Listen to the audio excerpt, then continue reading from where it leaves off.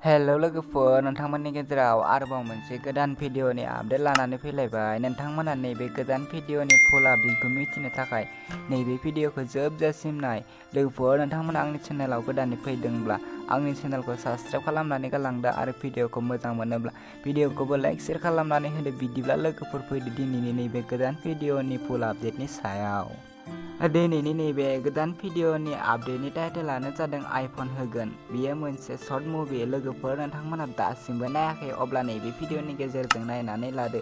नैबे भिडिअनि कास्टिंफोरानो जादों रिंकमनि नार्जारी, रनजित उज्जर, मानब लाभलि ब्रह्म, बोहैथि ब्रह्म। लोगोफोर, नैबे भिडिअआ जोबोरैनो मोजां जादों आरो नैबे भिडिअनि को-आर्टिस्टफोरानो जादों हेनारी, सुशील, बिरबल। लोगोफोर, नैबे भिडिअखौ बिथांमोना अलरेडि फुल आपल'ड खालामनानै होखाबाय। नोंथांमोना नायनो थाखाय बिथांमोननि इउटुब चेनेलाव थांनो नांगोन।